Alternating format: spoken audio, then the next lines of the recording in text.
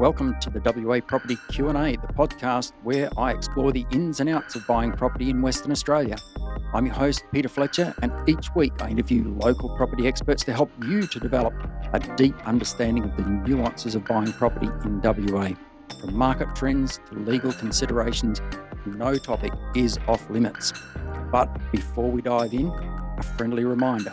While we provide valuable information, it's important to note that nothing discussed in this podcast should be construed as personal investment advice. Always remember to seek the appropriate professional advice for your specific circumstances. Now, let's get started and unlock the secrets to successful property buying in WA. Welcome, Christina Mandanici, to the WA Property Q&A podcast. Thanks for having me, Peter. Well, you might not say that after. So good that you've taken a bit of time to come and join us. No problem. Now, what I'm keen to do today is just to find out who you are and what motivates you to do what you do. Okay. So my intro, shall we call it? Mm-hmm. You're a principal along with your husband, Robert, at Paddington Realty. Yes. But he's only Robert when he's in trouble. Robert. No. Yeah, jolly good, which is most times. Yes. It's most days. So you've operated in Ellenbrook and then now you're in East Perth. Yep. Prior to that, you were in Melbourne, is yes, that right? That's correct. Mm. Yeah, we both lived over there. Both worked in real estate, although in slightly different roles. Mm-hmm. Rob was a property manager, and we had another business over in Melbourne prior to moving to Perth, which was called Bespoke Real Estate, Mm-hmm. and that one we ended up selling that rent roll and moving to Perth. What brought you to WA? Rob was, so my family were based in Perth already. I'd been to uni over in Perth and then moved to Melbourne for love, for Rob. And Thought you were going to say, I thought you must have had somebody before Rob. No. Moved. Right, okay. No, I won't go there.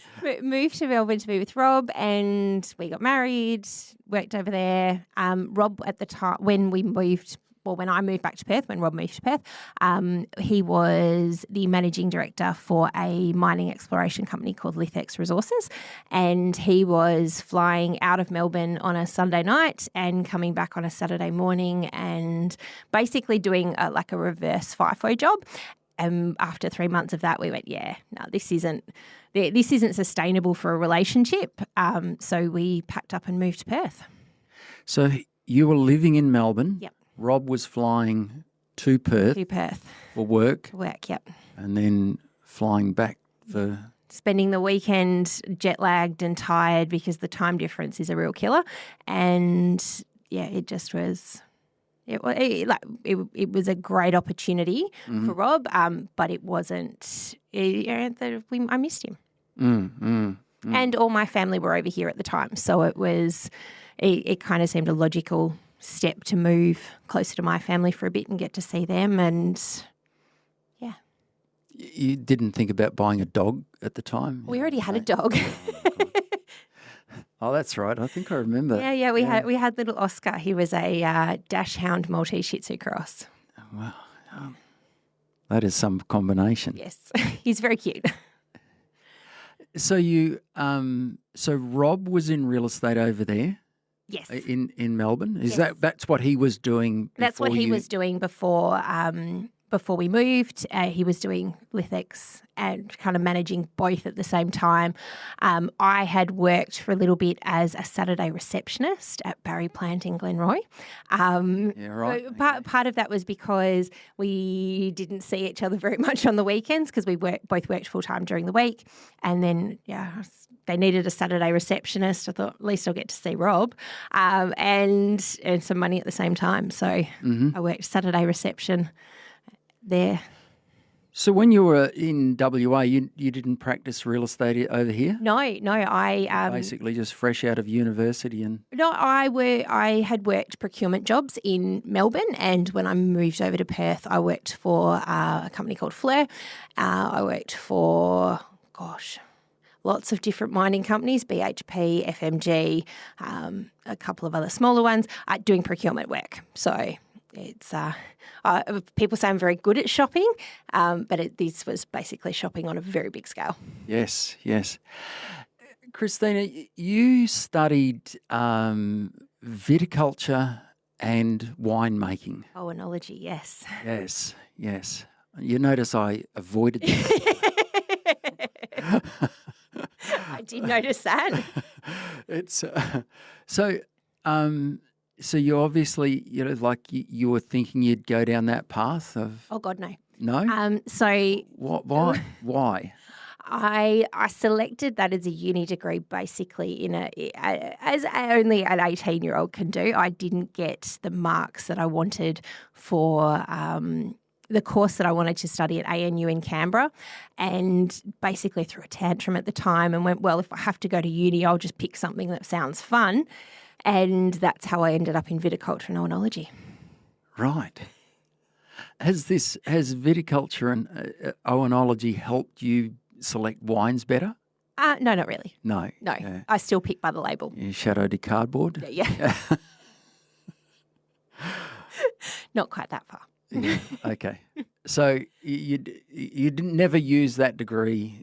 Look, really? It's come in handy a little bit. We've had a few properties in the Swan Valley that we've sold and leased out, and some of my farming knowledge has come in handy. So we sold a vineyard a couple of years ago, but that COVID gap it's more like almost a decade ago, and that was handy. But it's not something I use day to day. Okay. So you go to Melbourne, you meet Robert, and you start a business over there. Yep. Bespoke. Yeah. And then you decide to come over to WA. Yep. And you start Paddington over here. Yeah, a few years down the track. So Rob, when he was looking at his exit strategy from Lithex Resources, we sat down and had a bit of a discussion of what next. Mm-hmm. I'm always looking forward to the what next. I'm very much a forward-focused thinking person, and Rob said, "Well, what do we know? We know real estate, so let's do that again." Mm-hmm. And that's how we ended up forming Paddington Realty. Mm-hmm. You spent some time overseas, is that right? That's correct. Yeah. In Malaysia for a little while. So you and Rob? No, just me. Oh, just you? Yeah, so I actually did some schooling over in Malaysia at a British school. Oh, right. Yeah. Okay. This is when you were still at home? Yes, so when I was a teenager. Okay. Wow. How did you get over there? My stepdad was working over there, so we moved. My brothers and I both all moved over with my stepdad, and we went to school and got to explore Malaysia, and it really became like home. Is it? Am I allowed to ask what sort of work that your stepdad was in? Oh yeah, he worked for a construction company. Okay. Yeah, an American construction company. So. Right. So he wasn't like a spy or no. No. Australian ambassador or something? No, nothing as exciting as that. Okay. Wow. Yeah. Okay. So in construction? Yeah. Yeah. They were working on building a silicon wafer chip factory out in Butterworth, so on the mainland from Penang, and we lived in Penang. Wow. And the Australian Army spend a fair bit of time in Butterworth. Yes, they do indeed. Wow. Some people say they've had a fairly miserable time or a good time in Butterworth. I think that you either have a miserable time or you absolutely love it. Yeah. Wow. Okay. Huh. Okay, so Paddington Realty, how did it get its name? Very, very original. When we first moved to Perth, lived on Paddington Street in North Perth, and we were sitting there trying to come up with a name. And the process is very creative, and you sit there and you kind of make a list of things that sound cool, and we were, Paddington works. And we like Paddington Bear, so. Okay. So when I first heard about this name, I thought you must have had something to do with Sydney. We often get phone calls from people looking for houses in Sydney. Really? Yes. Oh, well, there's your next branch offer. Yeah. Yes, that could be. Yes. Okay. So you've grown your business now to it's a nice it's a good little business, yeah? Would that be how I would describe it? Yep.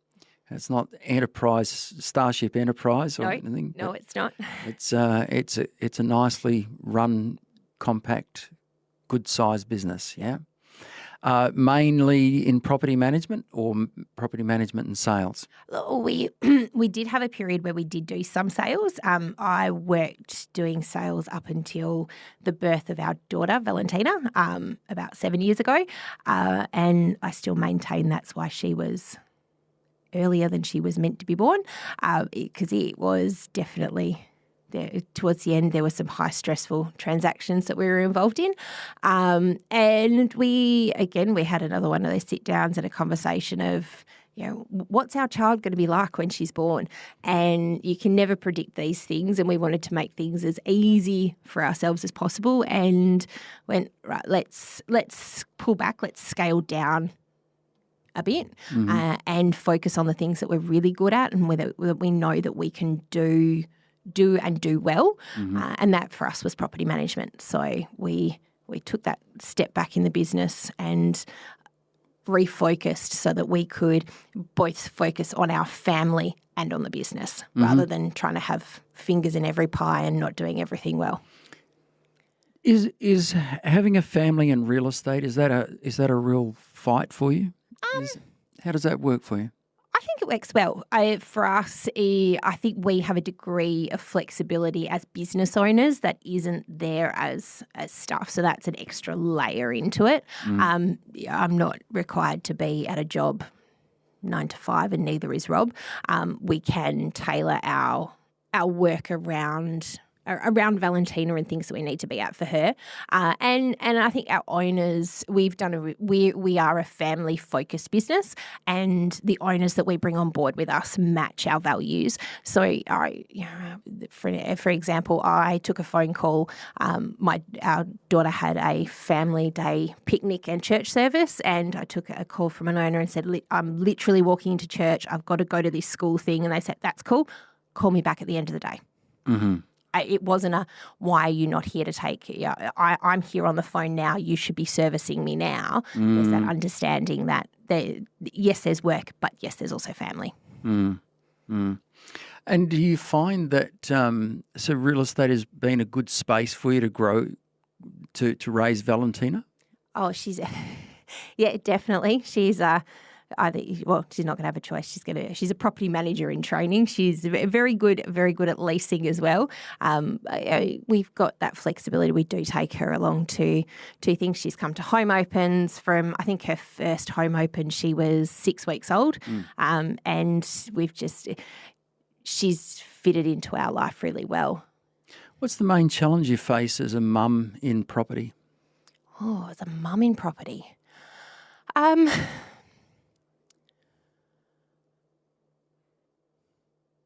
I don't know so much of a challenge as I have heartbreaking moments. I can think of one house in particular I went into where there were locks on the kids' bedroom doors, which kind of from the if they were lockable from the inside, that's one thing. But this was the locks were on the front, so the kids were being locked in their rooms, and that's a moment where I went out to the car and definitely had a little moment because they're kids. They can't. Adults are meant to be there to protect kids, and when they're not, that's probably the hardest part for me. What did you do about it, or what can you do about it? There's not much you can do. Thankfully, the tenants had vacated, so it was a final inspection, even though they'd left a lot of stuff behind. But it was And that was hard too, because the stuff that was left behind was the kids' stuff. Mum and Dad's rooms were completely cleared out, but kids become attached to their toys, and there were lots of kids' toys and kids' clothes, and Mum and Dad have thought about themselves but not about the kids, and that's hard. Does this happen a lot in property management? I think everyone has a story where it's happened to them once or twice. On the whole, people are fabulous. People are inherently good, and families, they look after properties and they do the right thing by each other. But when you have the moments like that, stick with you. Definitely. There been good moments though, lots of good moments, I imagine. Of course. So we wouldn't still be doing this if there wasn't lots of good moments. What's the best part of your job? Depends on the day. Probably the best part of my job is helping people find their home.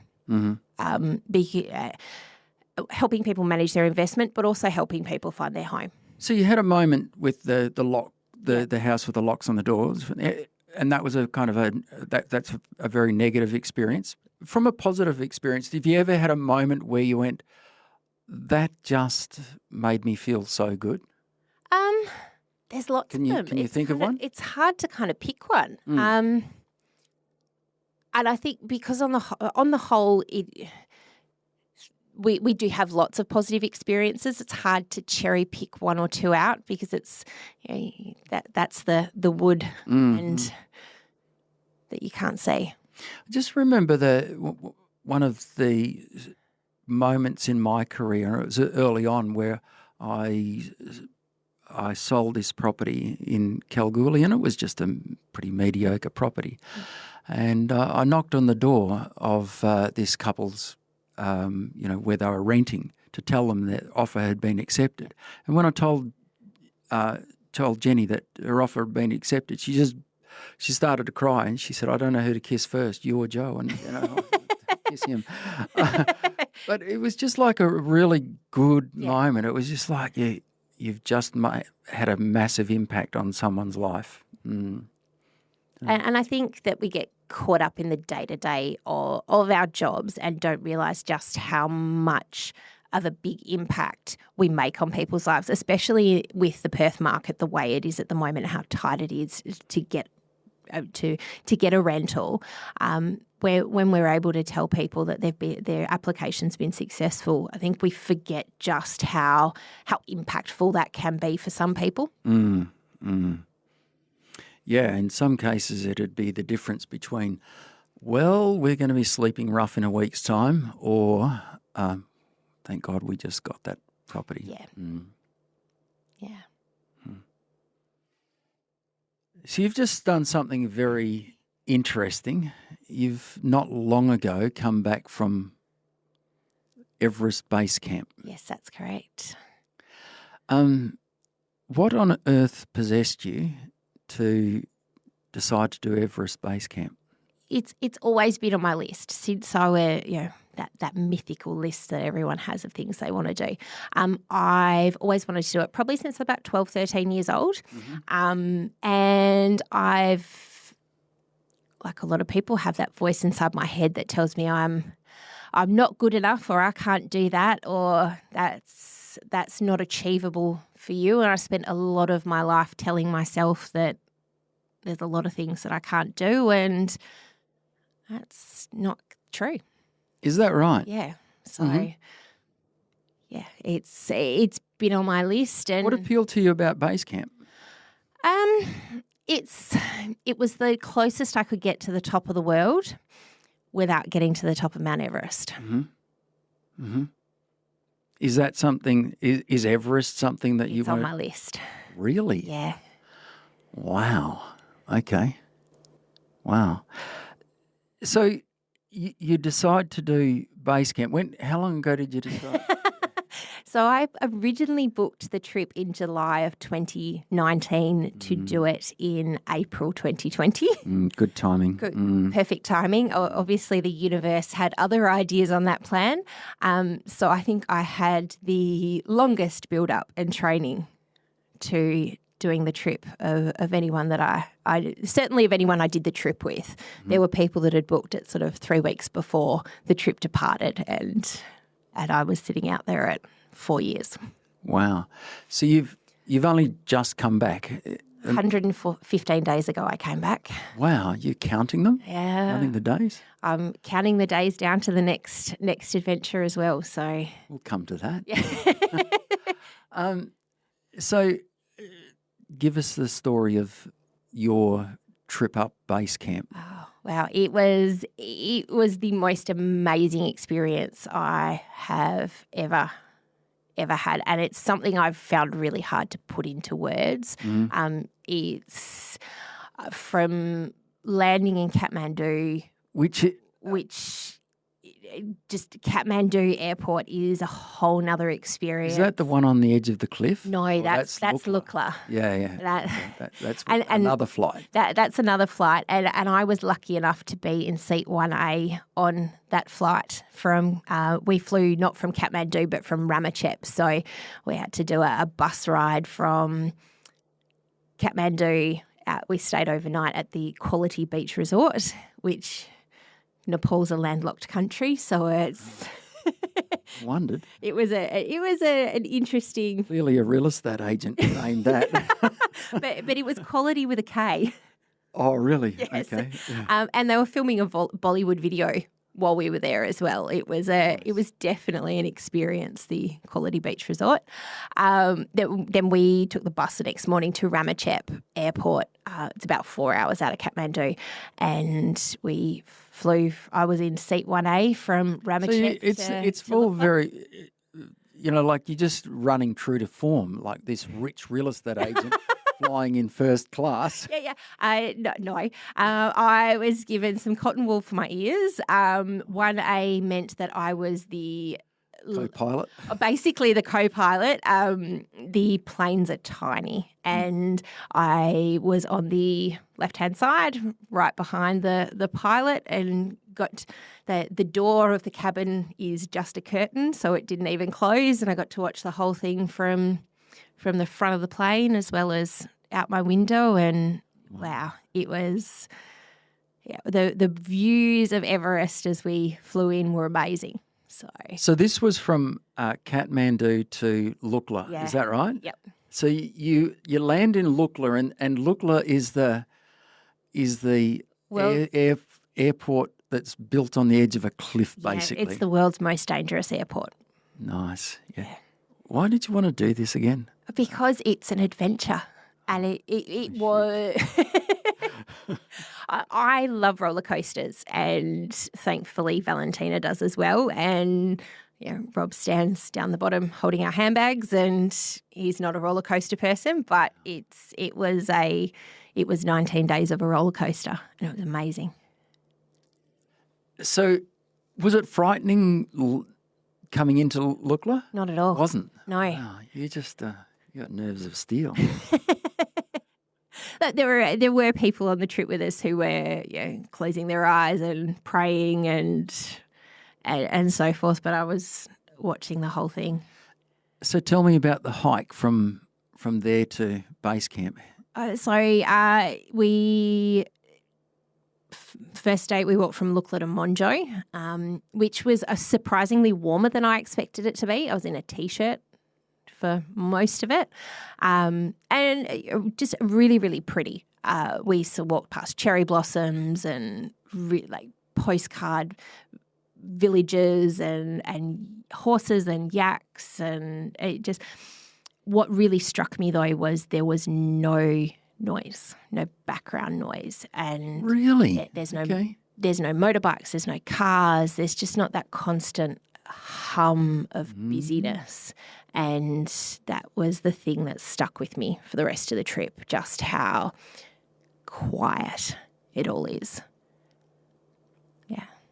So Monjo onto Namche, up the Namche Hill, which was not my favourite part of the trip.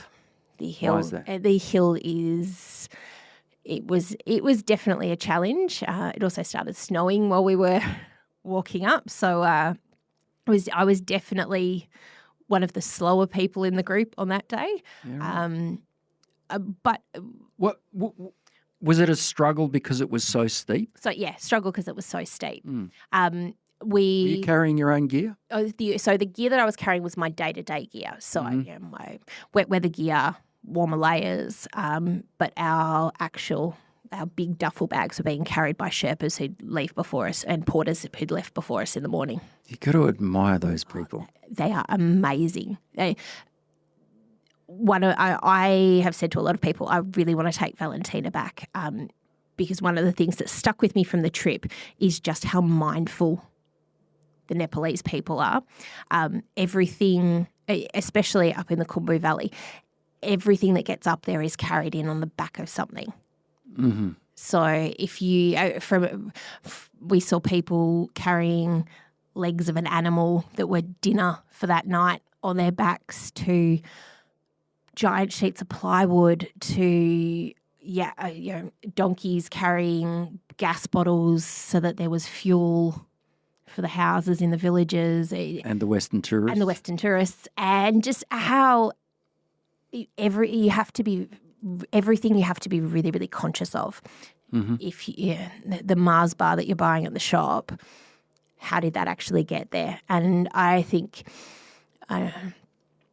Valentina's a very lucky little girl, and just anytime she wants something, just the immediacy of how we can get things here, in Perth, in the Western world, and that's not the case in the Khumbu Valley and in Nepal. Mm. Yeah, so. Mm. So you got through that day okay, despite the snow. Did you attempt to channel Wim Hof and just walk up there in? I did have a T-shirt on when the first snowflakes fell, because it had been quite warm up until we literally turned a corner and it went, oh, this is now really cold. But pulled on jackets very quickly though, and walked with snowflakes falling, and it just was thankfully the snow started falling when I got to the top of the hill, so I could appreciate how magical it was. I think if they'd fallen about midway, I might have stopped and sat down and wanted to give up. But did you ever want to give up? Was there ever a moment? I had a moment where I thought that it was over, that my trip was done for, and I'm calling it the Rockcident. The Rockcident. Oh, wow. So after we'd walked into Namche, we had an acclimatisation day. Namche, we walked to Fortsy with more snow, but then from Fortsy to Pangboche, it was after Pangboche, we had a group rest stop, and I sat down on a rock, and then the rock was not as flat or good for sitting as I thought it was. And I ended up tumbling about 2 metres down an embankment and split my chin open and bruised myself pretty significantly across my stomach and chest, and I hit my head and twisted my ankle and did some damage there. But I sat back when I got back up, I had kind of went, oh, yeah, this is going to sound very dramatic. This is the end. Yeah. It definitely winded me, and I really didn't see how I was going to continue on from that rock. Wow. Yeah. But you did. I did. How, the ankle?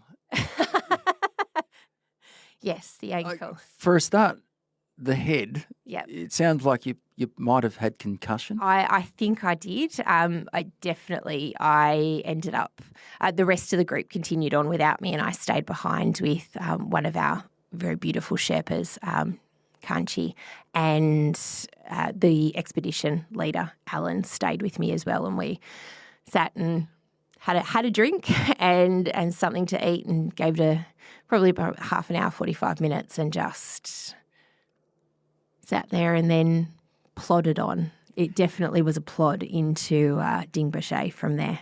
A plod, yeah, right. Your ankle? Yes. So I did a bit of damage to my ankle in the fall, and subsequent the next day I also fell down some steps and went splat in the tea house. Although they think that's because my ankle was unstable from having fallen off the rock. I ended up with a hairline fracture in my tibia, and the ligament between my tibia and fibula is no longer together. It has snapped or separated, and it's I managed.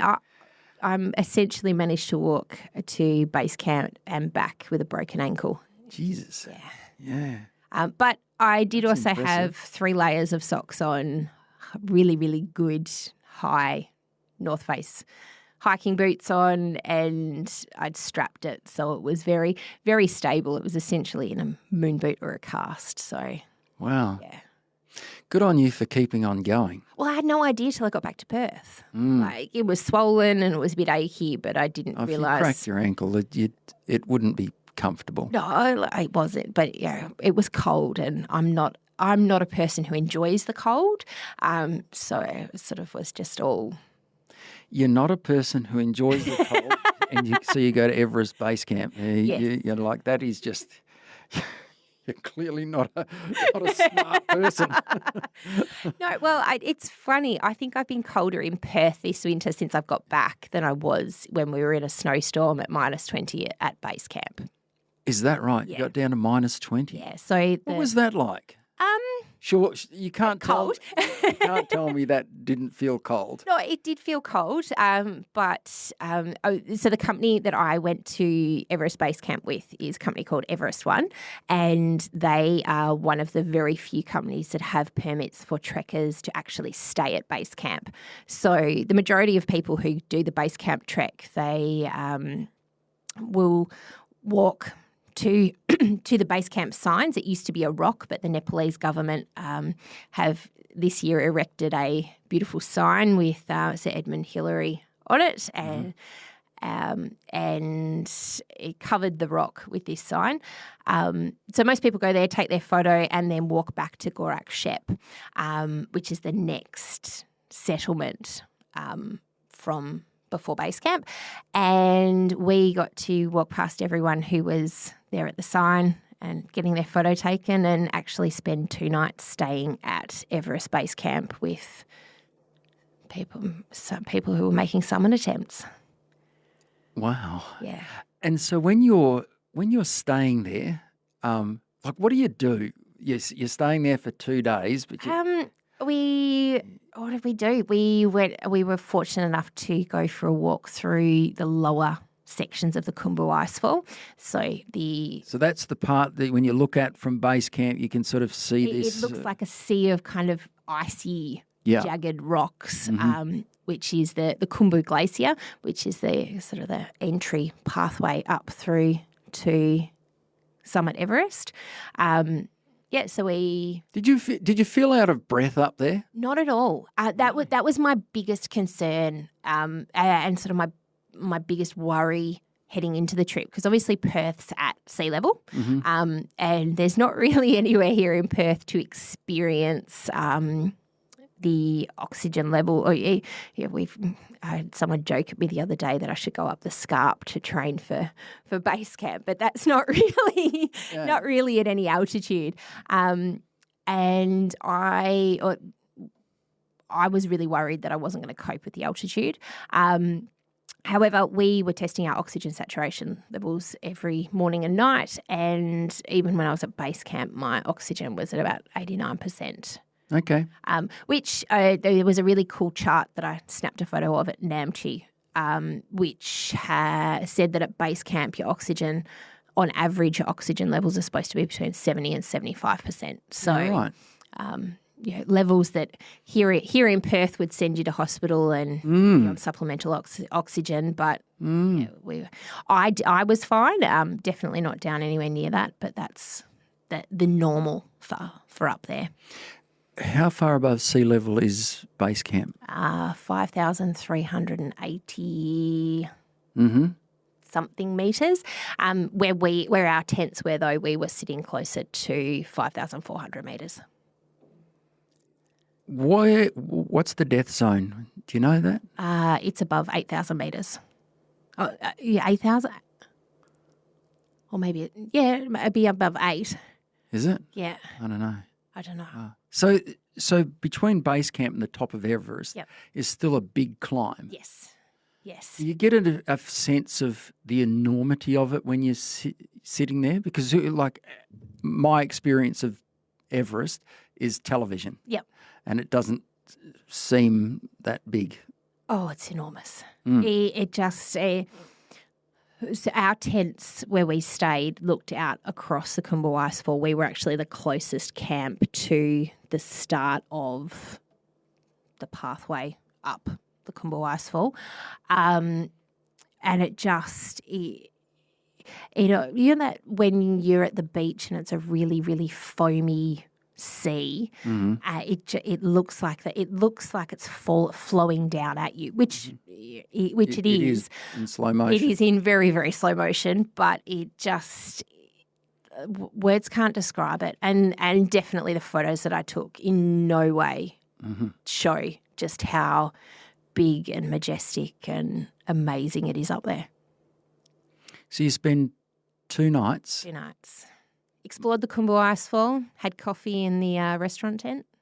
I had to, before I went on the trip, I've got some army mates who very kindly got it in their heads that the trip was going to involve tents, sleeping in sleeping bags the whole way, and eating army ration style pack meals.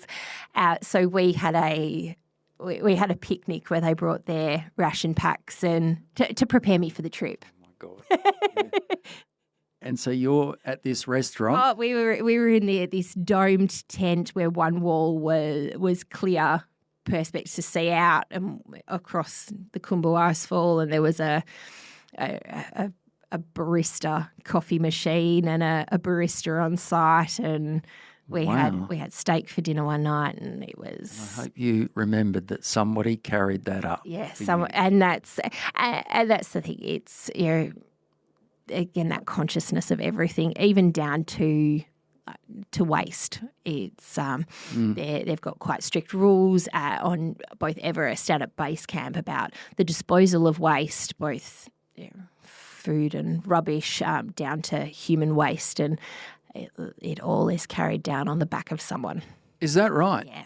Okay. Yeah. So people just don't go behind the nearest rock and. No, well.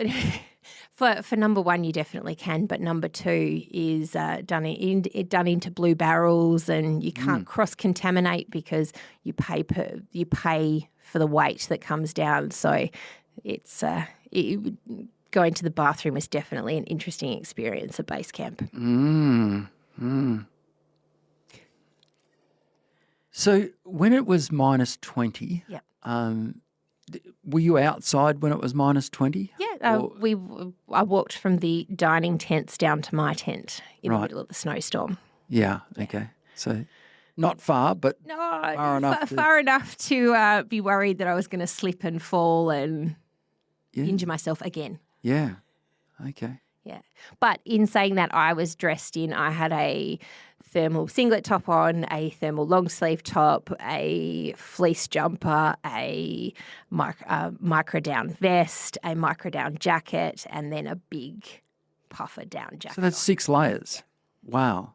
And were you didn't feel cold there? You felt okay? Yeah, definitely felt okay. I forgot my gloves in my tent, so my fingertips definitely felt it. Really? But it was definitely a bit chilly, but. I remember getting out of the car when I was up in Onslow and it was 55 degrees and it was like I got out of an air-conditioned car and very quickly I went, wow, this is hot. Yeah. I hope the car doesn't lock on me because you know that you could be in a spot of bother. Did you have that moment a moment like that when you were up there? No, not really, because anytime we moved between tents and the dining tent, we always kind of went there. We never went just one person, so there was safety in numbers, I guess. And everything's so bright. So the dining tents were, whilst they were white domes, they were very, very well lit, and there were like flood lamps. Bathroom tents are bright green. Our tents were bright yellow. The colour definitely was there to see. Were there any heroes on the trip that wanted to wear shorts and t-shirts? We did actually.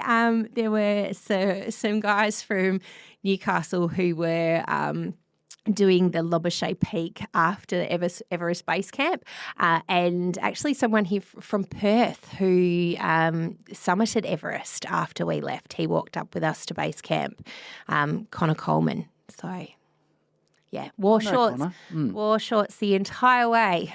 Really? Up to base camp, yeah. Really? Yeah. Okay. Interesting. I think from memory they were even daisies of Cottesloe shorts.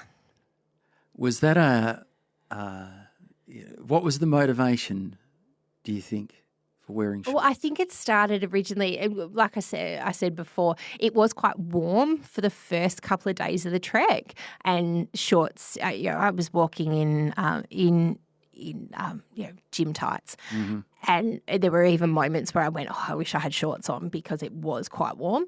And so the guys were wearing shorts, and then it kind of became a badge of honour thing amongst the guys at who can go the most days wearing the shorts, and then can they make it to base camp? And they did? And they did.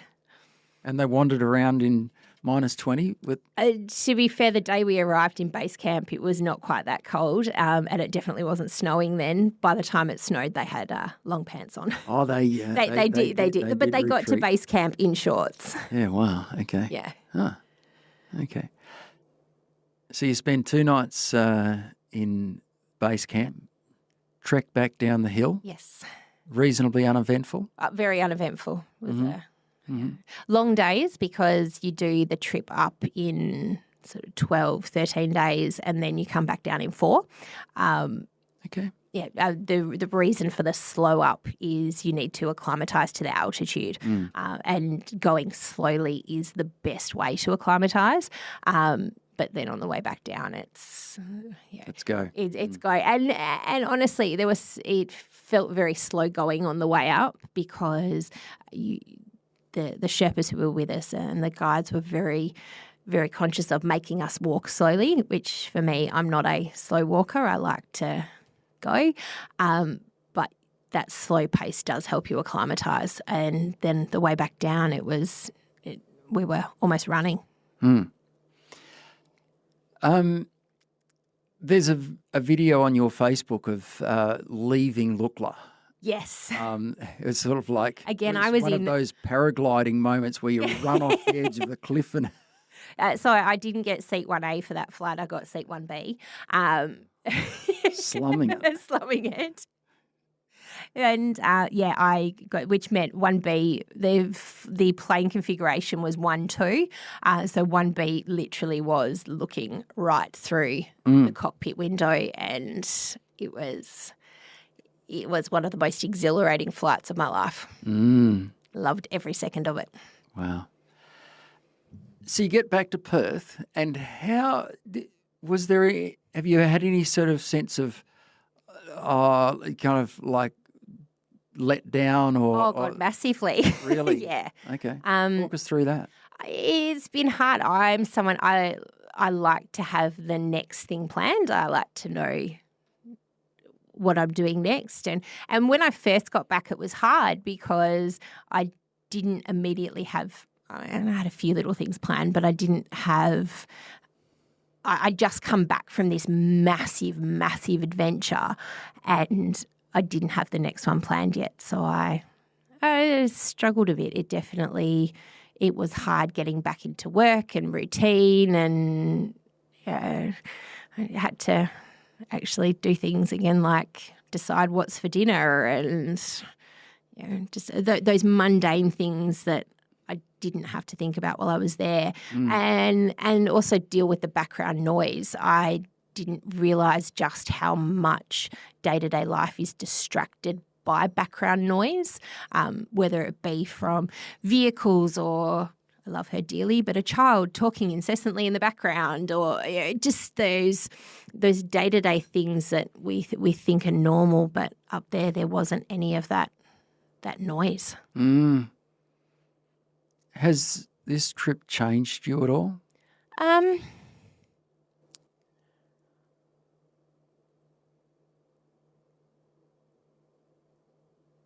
That's a hard one. I don't think I've actually stopped to think about that. It's definitely I haven't come back and said, right, I've done that, we're done now. It's definitely pushed me on to do more, and I think it's allowed I think it's given me the okay to let go a bit. At home particularly, Rob is an amazing dad and always has been, but I don't think I give him enough credit for what he can do. I think I tend to have I tend to swoop in and it's all right, I'll do it because it'll be quicker if I do it. And I just, sort of that life admin stuff I've taken on because I felt that I had to. But Rob had almost a month with being sole parent and running the business still and keeping life functioning and going, and he did an amazing job at that. So that's been one thing that I've definitely that's something that's changed for me, that I'm letting go and letting other people do, or letting Rob do more, definitely. As now you've had this experience, what would you tell 12-year-old Christina? Well, firstly, you can do it and you're going to do it. I don't know that I'd change the timing of it though. Because I think if I'd gone and done the trip when it was a sort of like a gap year activity when I was younger, in my late teens or early 20s, I don't think I would have appreciated it as much as I did now. Life is busy and hectic, and there are so many responsibilities, it's hard to kind of list them all. But to be able to have the chance to step away from that, I think now was the right time to have done it. So you're going to do it, but you'll do it at the right time. Yeah, okay. You mentioned a couple of times about the quietness. Yeah. Are you doing anything to generate that level of quietness now? No, but I should be. I think I'm now back into the routine of the busyness of everything and that might be something that helps me cope. That's probably the wrong way of saying it. It makes it sound like it's a big problem, but helps me deal with the kind of that post-adventure ennui. What's next? Oh, so I'm doing Coast Trek in October with my team of lovely ladies from the Everest Base Camp. It's with Sam Bevan, Rosie Zeba and Lindsay Black. We're doing a 35-kilometre walk from Dunsborough to Yallingup, roughly, or Yallingup to Dunsborough, I think it is. So that's raising money for the Heart Foundation. And then after that, I'm trying to work out diaries with Rob so that I can go and do Mount Kinabalu probably in either late January, early February, and then it's Mount Kilimanjaro for July next year. Kinabalu in Malaysia. And then Kilimanjaro. Yeah. Are they Kilimanjaro is one of the 7, is that right? Yeah, that's correct. Yeah. Kinabalu, is that? No, it's not, but it's a lot of stairs, so it's a good. Is that where you see the ape, the big apes, the gorillas? The gorillas? No? No. Okay. I don't know these things. It's a good training trip for Kilimanjaro. It's also 2 days, so it's a nice quick one that I could do it in an extended long weekend rather than some of the bigger ones. Part of our problem here in Perth is trying to find training trips to do with altitude, and obviously we don't have any altitude really here to deal with. So, Kinabalu, then Kilimanjaro. What would you say to someone in your circumstances that has been putting off doing something like this? Do it.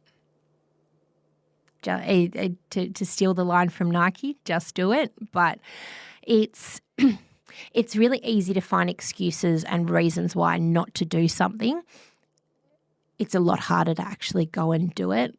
And it's always in the harder things that we find the most joy. Christina Mandanici, on that note, thank you so much for being on the podcast. You're welcome, Peter. Thank you for having me. You're welcome. And that wraps up another episode of the WA Property Q&A. We hope you found our discussion valuable and gained some valuable insights into the world of property buying in Western Australia. Remember, while we strive to provide useful information, it's crucial to consult with the appropriate professionals before making any investment decisions. Don't forget to tune in next week for another exciting episode where we continue to unravel the mysteries of the WA property market. If you have any questions or topic suggestions, feel free to reach out to us. Until then, happy property hunting, and remember to seek the right advice for your personal circumstances. Thank you for listening.